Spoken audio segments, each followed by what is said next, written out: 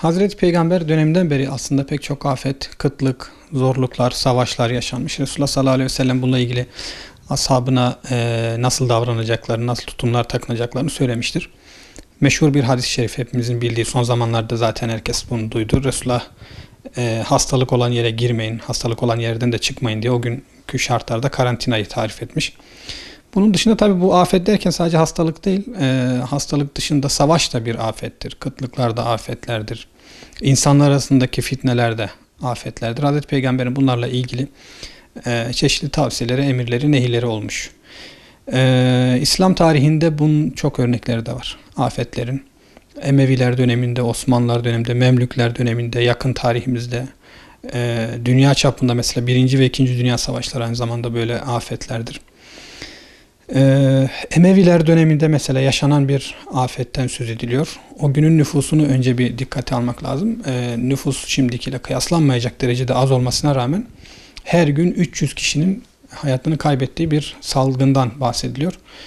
İslam tarihinde zaten bu salgınlar için taun ifadesi kullanılıyor. Yani hastalığın cinsinden bağımsız olarak taun deniyor. Taunun çeşitleri var tabii, yani veba salgını bunlardan bir tanedir. Günümüzdeki diyelim bu koronavirüs salgın da yine böyle bir, eğer tarihte yaşanmış olsaydı taun olarak adlandırılacak. Emeviler döneminde Basra'da özellikle bir salgından söz ediliyor.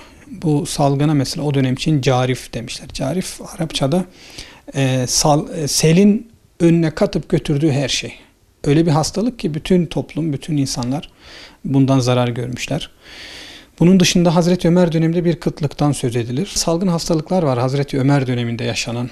Amevas taunu en yaygın olanı, mesela Ebu Ubeyde bin Cerrah, Muaz bin Cebel gibi büyük sahabiler düşmüşler bu salgın hastalıklar sırasında.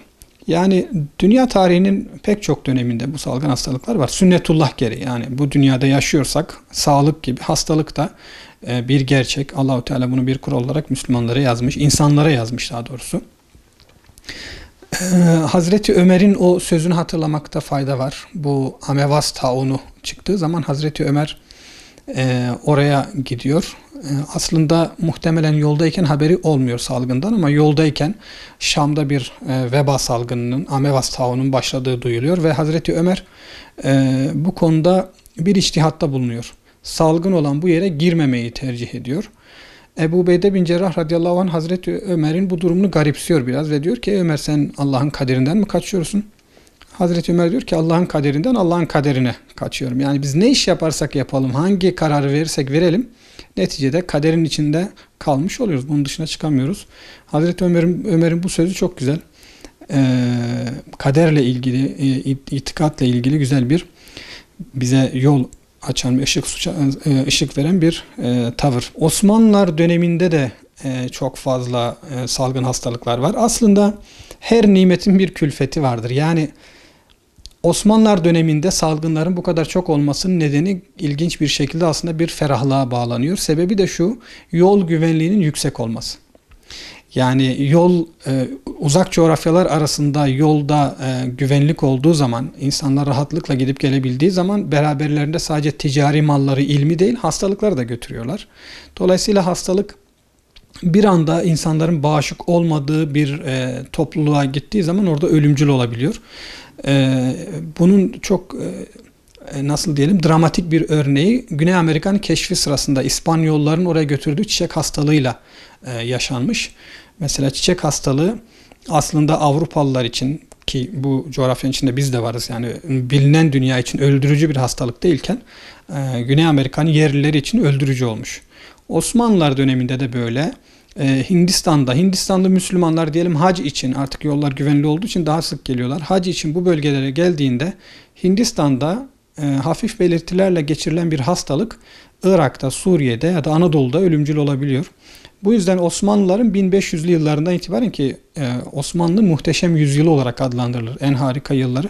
Dolayısıyla güvenlik çok fazla ve dünyanın her tarafından Anadolu'ya insanlar geliyor. Bu yüzden 1500'lü yıllardan 1700'lü yıllara kadar neredeyse her 10 yılda bir salgın hastalık yaşanmış. Yeni hastalıklar. Tabii o zamanki tıbbi imkanlar, bilim bu kadar gelişmediği için, en azından teşhis konusunda bu kadar şanslı olmadıkları için sebebini de bilemiyorlar. Ama 1800'lü yılların ortalarından itibaren, eğer yanlış hatırlamıyorsam 1829 yılında bir karantina teşkilatı kurulmaya başlanıyor.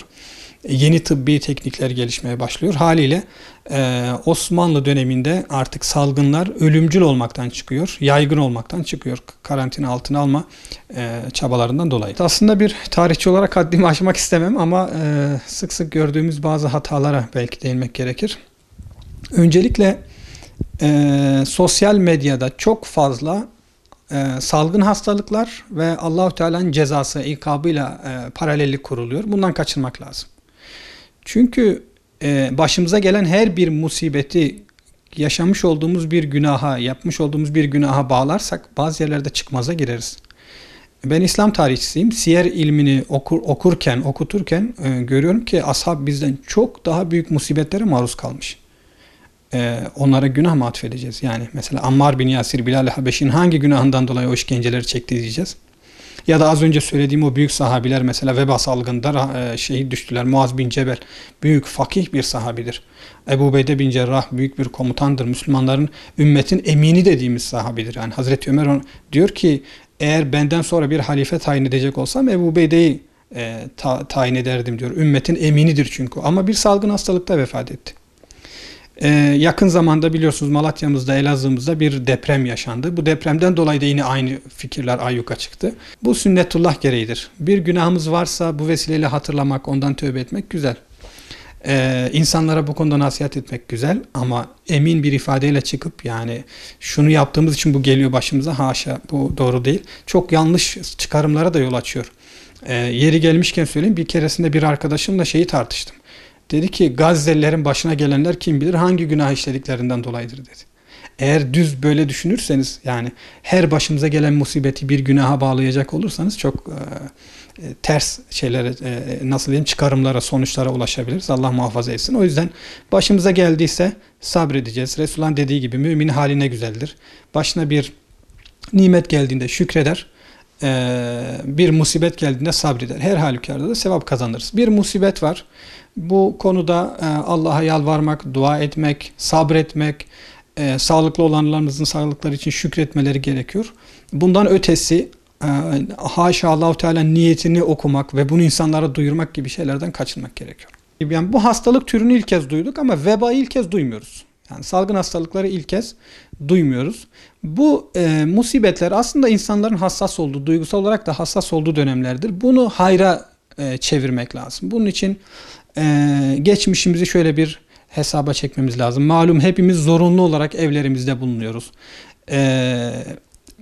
Bunu bir itikafa çevirmek lazım. Niyet etmek. Hani bizim İslam hukukunda, İslam fıkhında da şöyle bir şey var. Camiden bir kapısından girip diğer kapısından çıkarken bile itikafa niyet ederseniz itikaf sevabı alırsınız. Şimdi evlerimizde kapanıyoruz. Bunu bir itikaf, bir inziva, geçmişimizi hesaba çekme, geleceğimizi planlama, eksik kulluklarımız varsa onları tamamlama. Böyle bir fırsata çevirebiliriz. Bütün dünyadaki Müslümanlar tabii böyle bir fırsata çevirebilirler. Her musibetten bir hayır çıkar. Her şerden bir hayır çıkartabiliriz. En azından bunun için Müslümanların çaba sarf etmesi gerekiyor.